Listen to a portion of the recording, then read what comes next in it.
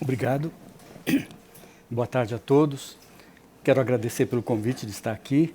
É efetivamente um privilégio poder ouvir colegas e ouvir novas contribuições a respeito desse tema tão importante e tão difícil que é o futuro. E a minha leitura vai passar por 6 passos e eu vou tentar pontuar bastante esses passos. E começo com uma recordação de um filme do genial poeta do cinema japonês Akira Kurosawa, de 1975, chamado Dersu Uzala. Dersu Uzala é um filme baseado no relato de um explorador russo, Vladimir Arseniev, e que encontrou esse caçador nas savanas da Sibéria, onde ele não poderia sobreviver sem o auxílio de um guia seguro e que o ensinasse a lidar com as difíceis intempéries da Sibéria. E Dersu Uzala era um Nanai, um povo que antigamente se conhecia como Gold, o acompanha durante a sua expedição exploratória para, enfim, garantir, ensinar, conduzir esse explorador em um espaço extremamente inóspito. E ele, evidentemente, como um nômade siberiano, sabia ler os sinais do tempo, das nuvens, do vento.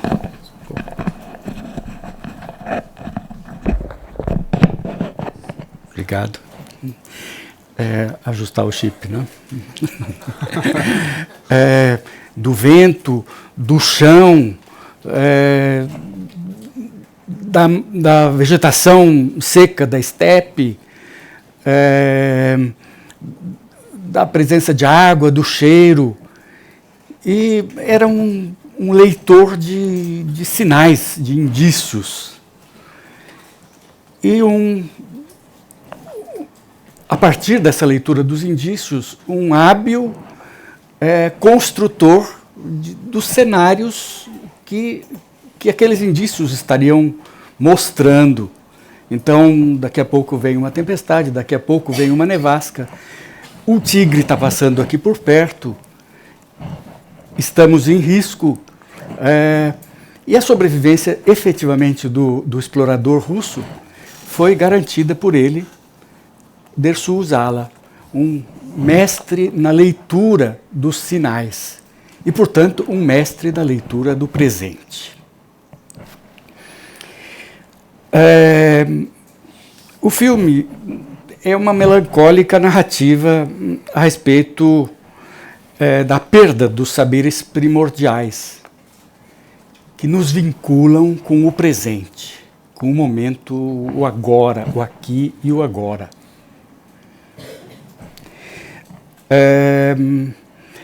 E tem um final ainda mais trágico, porque Dersu Uzala perde a acuidade visual com a idade, deixa de enxergar, percebe isso duramente quando tenta abater um animal que o estava ameaçando, e é levado pelo explorador russo para morar na cidade. E na cidade ele perde todo o seu entorno e sai para colher lenha no jardim do vizinho, e sai, então realmente acaba sendo uma tragédia a sua transferência para a cidade.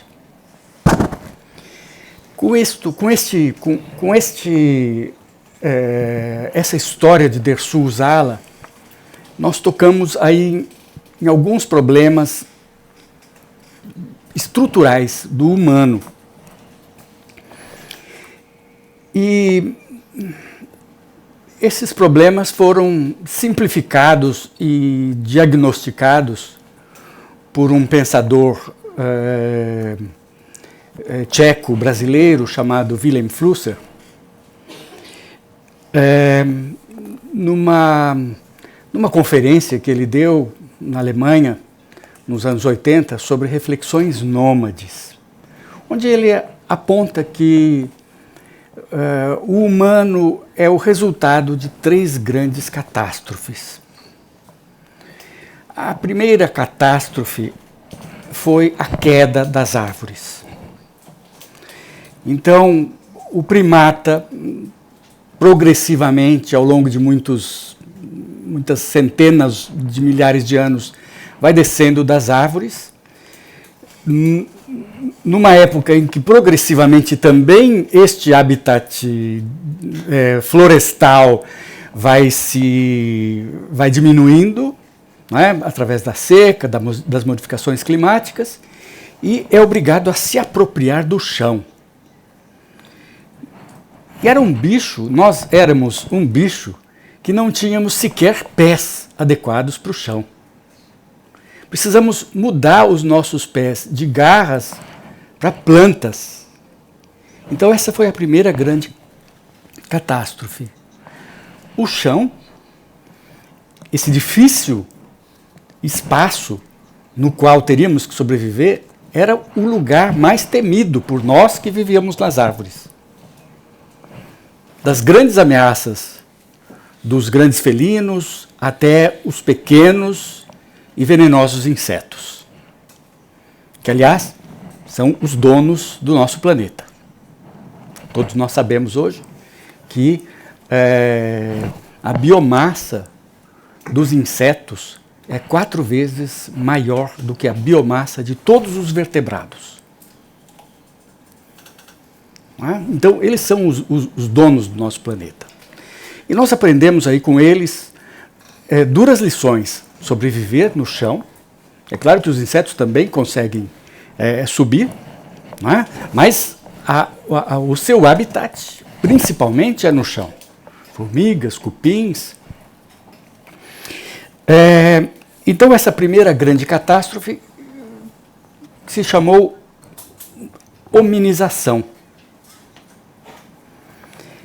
E com ela aprendemos a andar. Nos tornamos nômades para fugir das ameaças da vida parada ou da vida com movimento dentro de um espaço restrito, de copas de árvores, e também para buscar alimento em outras regiões menos hostis, menos inóspitas. Muitos milhões de anos formaram a nossa cabeça nômade.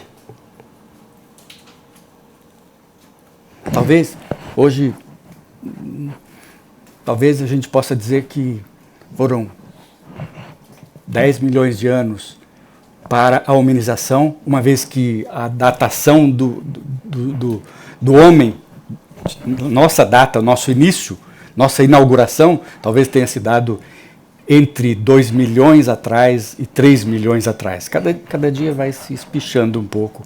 Já estão chegando nos 3 milhões. Não é? Então, o humano só há 3 milhões. E desses 3 milhões de anos, até 10 mil anos atrás, nós éramos nômades. Esta paisagem na qual vivemos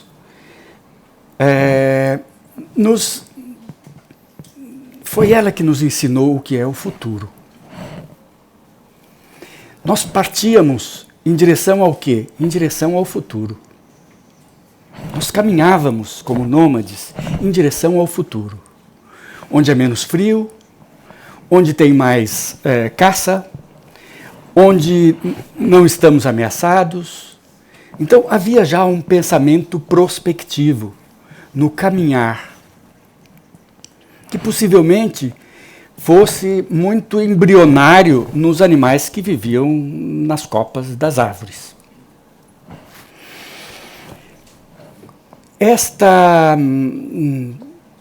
Este longo período de nômades nos ensinou também a pensar no próximo passo e também a um tipo de sociabilização com o entorno. Então foi o período onde domesticamos os primeiros animais que nos acompanhavam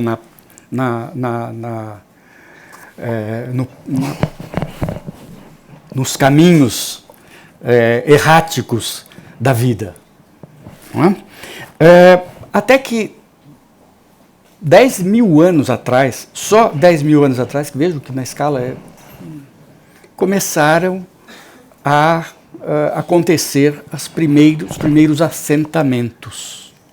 Então, o nômade se assenta e começa a cultivar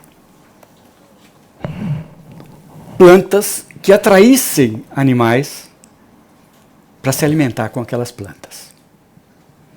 E com isto, ele se assenta e começa a possuir. As palavras nos contam segredos incríveis. A palavra sentar, assentar, que em latim é sedere, significa sentar e significa também acalmar. Mas o latim vem de uma outra língua, um outro grupo linguístico mais antigo, do qual vieram as línguas do grego, as eslavas, as germânicas e muitas outras, muitas línguas, o iraniano, etc., etc., que era o indo-europeu, e que tinha uma palavra que foi reconstruída, que era sed. E sed já significava sentar.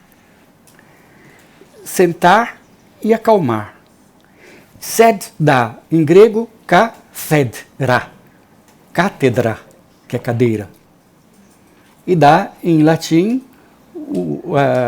a cadeira, que dá em italiano sedia, em espanhol silla, e o nosso português cadeira, que tem o seu parente no catalão, que é cadira, vem do grego, de cátedra. Nosso cadeira vem do grego. Agora, esta palavra, esta raiz sed do indo-europeu, juntando com um prefixo, com o prefixo po, no indo-europeu, que significava dono, senhor,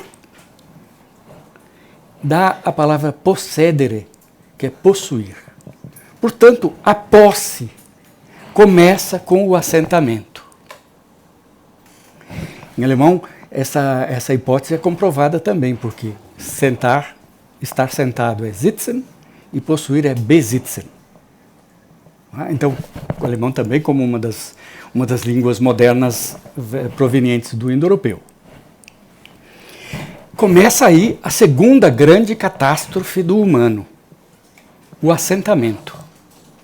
O assentamento possibilita a posse.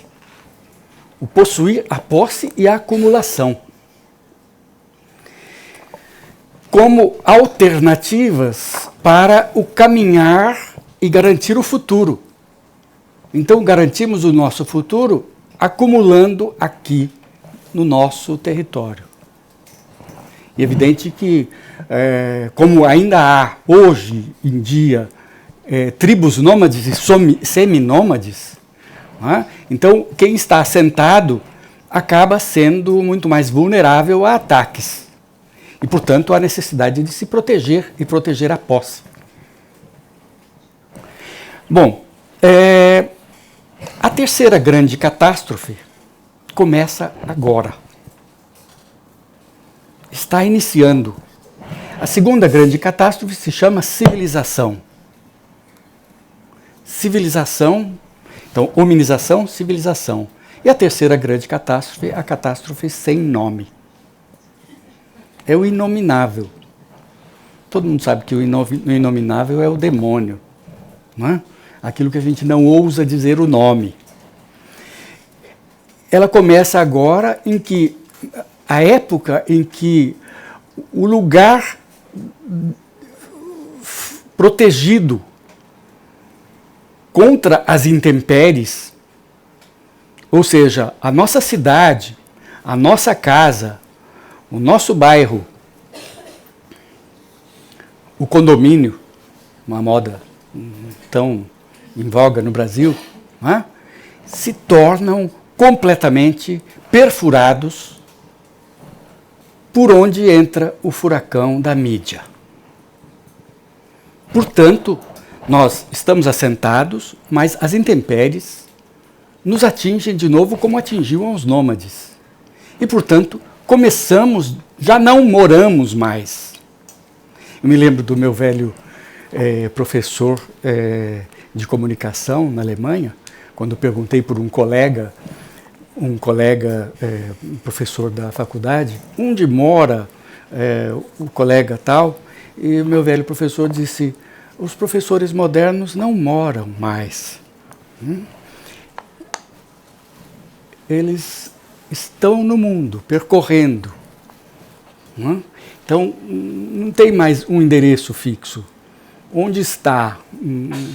Endereço já não significa mais nada. Cada um tem um e-mail, ou cada um tem o celular, onde são encontrados. Onde, se a gente quiser fugir deles, a gente vai para a casa deles. Provavelmente.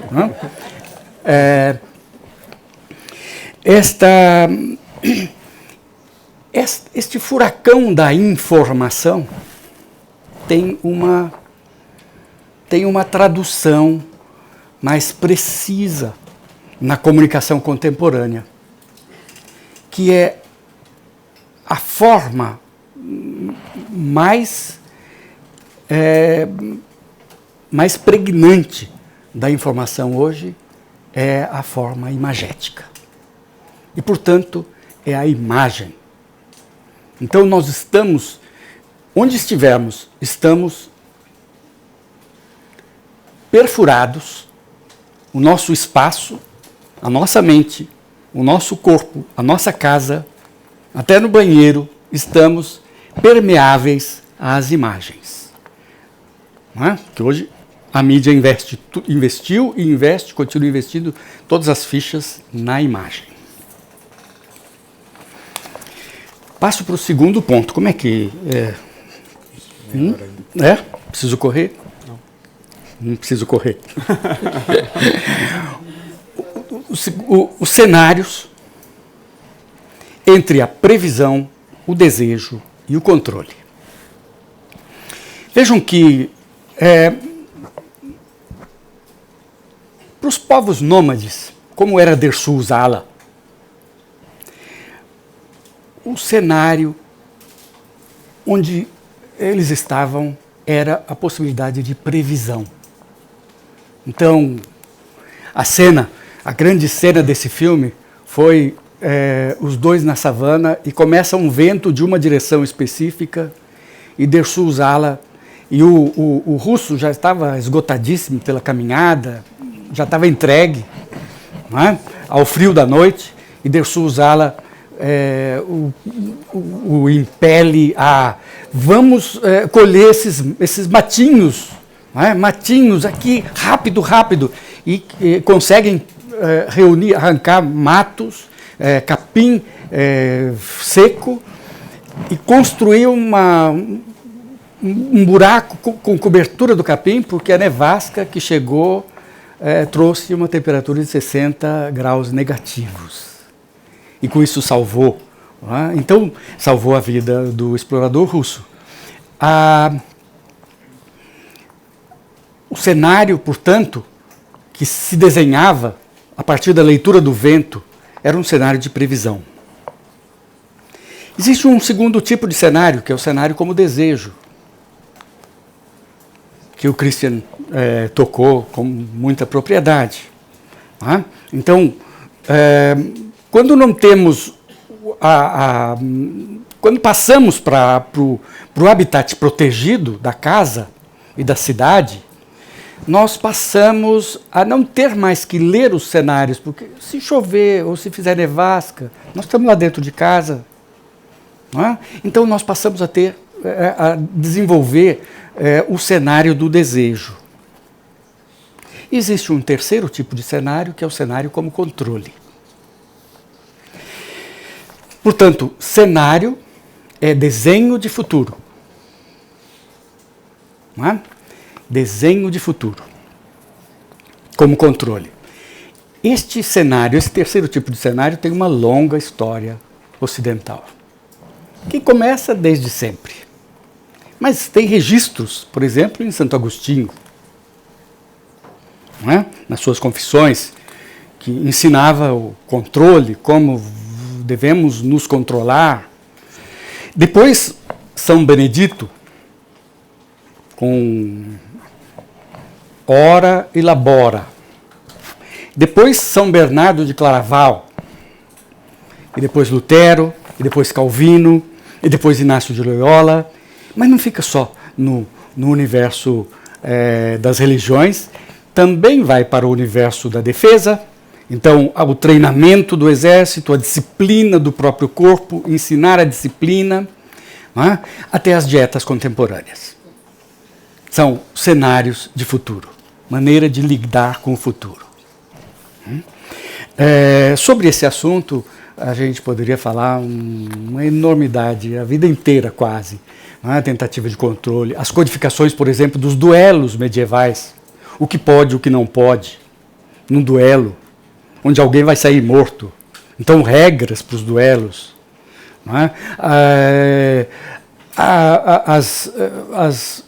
As regras da produção industrial, a partir do Fordismo, que ensinam o controle. O que é o controle da produção. Terceiro ponto. O sonho como primeira raiz da cultura humana.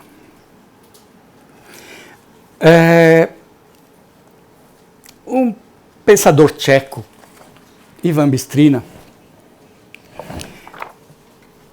organizou nos anos 80 todo um pensamento e toda uma teoria para definir o que é, afinal, cultura.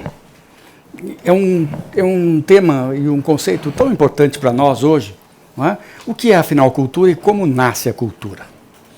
E dentro da sua teoria, toda muito ordenada, logicamente, faz parte do estatuto científico, não é? Ele ousa afirmar que a primeira raiz da cultura humana é o sonho. É o sonho que inspira o homem a criar uma realidade paralela a esta realidade sociobiológica ou biosocial. E é uma realidade imaginária. São 4 raízes que ele nomeia, né? Eu só vou falar do sonho, mas as outras são o jogo, a terceira são os estados alterados de consciência e a quarta são as variantes psicopatológicas ou as loucuras. Então, todos nós, de alguma forma, vivemos da cultura na cultura, pagamos tributo a essas 4 raízes. Não é à toa que às vezes nos chamam de louco, de bêbado, não é? De jogador inveterado ou de sonhador. Não é? A cultura é a instância por excelência que lida com o futuro. Nessa definição de Bistrina. É ela que lida com o futuro. Porque é ela que foi criada a partir da nossa imaginação e que criou a nossa imaginação, a nossa capacidade de imaginação. Bistrina chama a cultura de segunda realidade, paralelamente com Edgar Morin, que a chama de segunda natureza. Os sonhos são cenários. Aqui amarramos de novo, a questão dos cenários. Quarto tópico, a invenção do futuro como eternidade e permanência. Isto nasce na segunda catástrofe do homem. Na segunda catástrofe, que quando nos assentamos, surge a escrita, que era um desenvolvimento do registro imagético. Então, toda a escrita é um desenvolvimento do registro de imagens. Por isso que escrita também é imagem. Não é? Então, a escrita, tal qual a imagem, são eternas.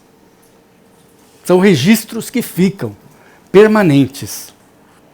Enquanto que os cenários na nossa imaginação são móveis, os registros exógenos, externos das imagens, são imóveis e têm a pretensão de permanentes, de serem para sempre. Tanto que Chauvet está lá há 40 mil anos. Lascaux está lá há 20 mil anos. Então, esta ideia de permanência, e que está associada com eternidade, é alguma coisa que começa a contaminar a nossa concepção de futuro. Porque a concepção de futuro da imaginação, pela nossa imaginação, é uma concepção móvel. Ela muda de acordo com o humor e de acordo com o mundo. Né? Agora não dá mais para fazer isso, então vou fazer aquilo outro. Né? Agora não dá mais para comprar 3 livros, então vou comprar um livro. Né? Então, vejam, já o que está na imagem nos contamina de imobilidade, de fixidez e de permanência. Essa é uma das definições de imagem. É claro que não são as imagens que circulam dentro da nossa mente, mas são as imagens exógenas, o mundo das imagens exógenas. Quinto tópico. Ao privilegiar o permanente, o cenário imóvel e a eternidade, nós nos esquecemos do agora. Então, o quinto tópico é o presente negligenciado. Presente é presença. E presença é habitar o tempo e o espaço aqui e agora. O que nos permite ver o mundo e ser parte dele, ler seus indícios e os meus indícios, indícios do próprio corpo, os meus próprios sinais, sentir e sentir-se. Percepção e propriocepção. Nossa maior dificuldade, hoje em dia, dificuldade cultural, foi apontada por um grande amigo do SESC, que esteve aqui inúmeros anos antes de morrer, chamado Dietmar Kamper, um sociólogo do corpo e da imagem, que dava aula na Universidade Livre de Berlim. E vou contar um pequeno episódio, porque as imagens contam mais do que a síntese. Ele foi convidado para dar uma palestra para um importante grupo publicitário da Alemanha, uma agência publicitária. Disseram, pode falar sobre o que você quiser, qualquer coisa. Nós pagamos 10 mil euros pela palestra. E você está convidado para dar 2 palestras. 20 mil euros não é uma quantia desprezível para um professor. Não é? Deu a primeira palestra, e na primeira palestra ele disse, a maior dificuldade do homem hoje é estar no presente.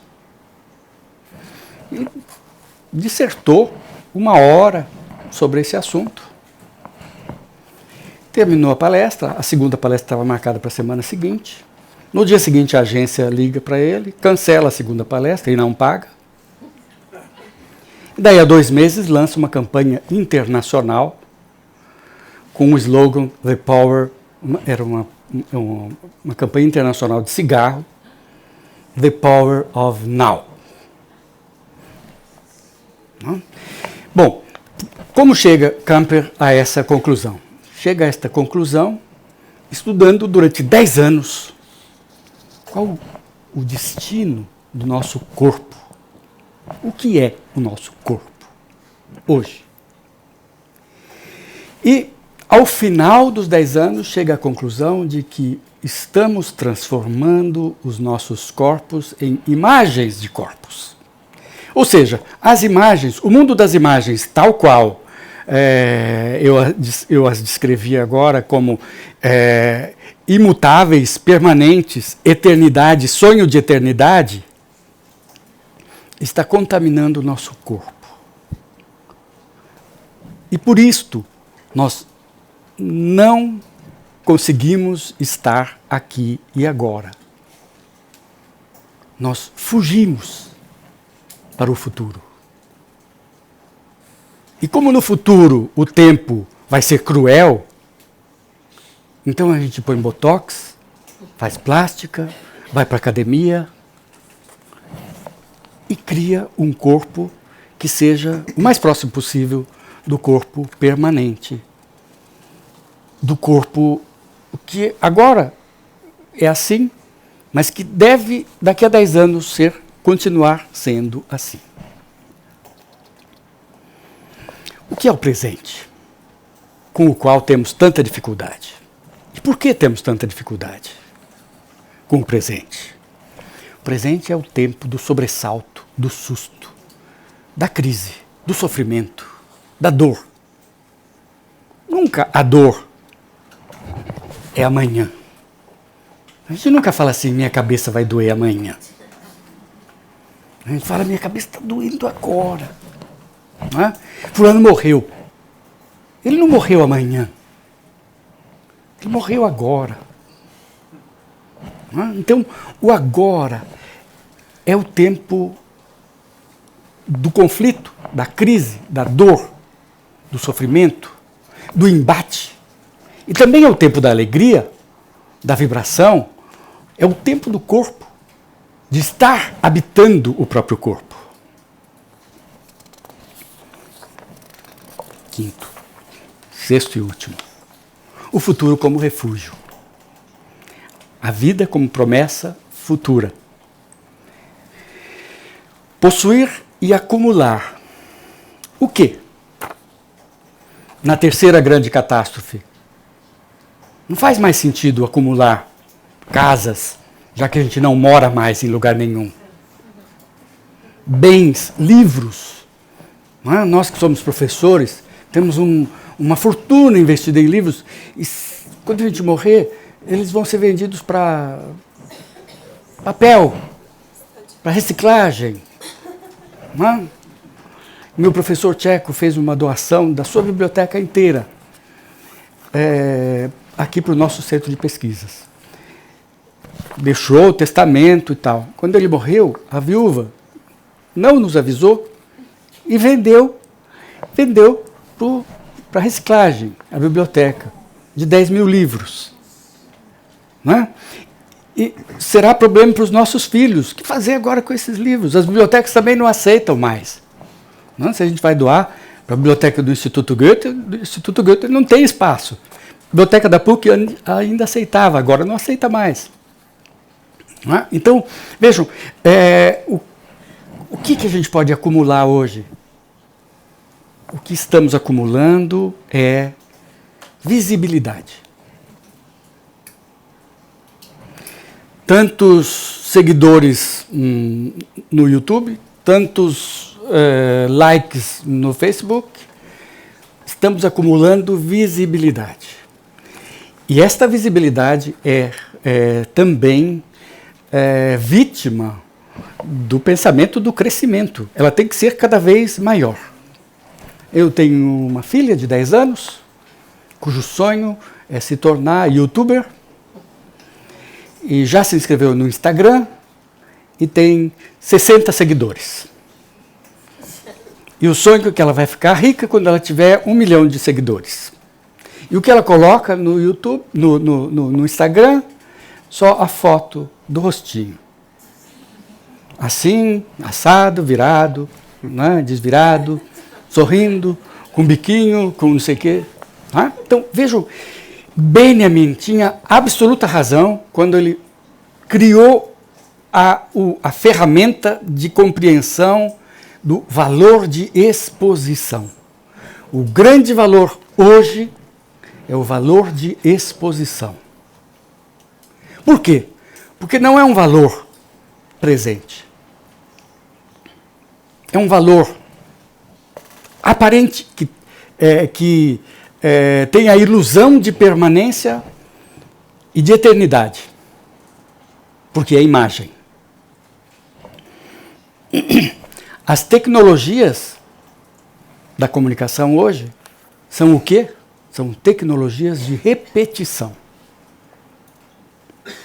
Então, todas as fichas são investidas nas tecnologias de repetição. E o grande sucesso financeiro do mundo são as empresas de tecnologias de repetição. Porque elas aumentam o valor de exposição.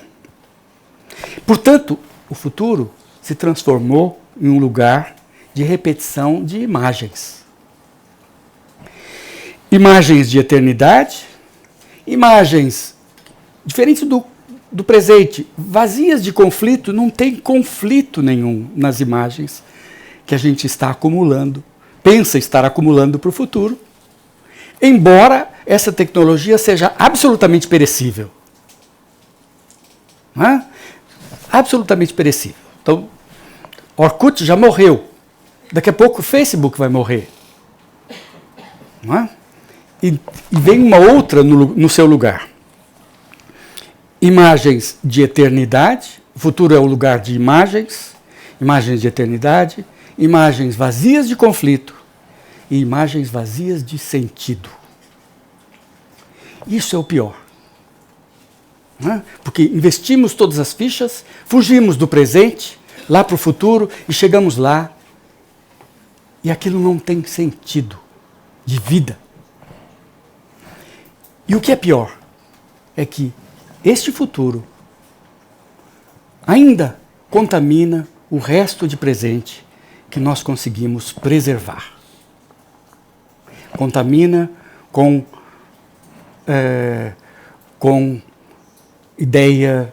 ideias de imobilidade, de permanência, de eternidade. E contaminando o presente, ele contamina os nossos corpos, que são a maior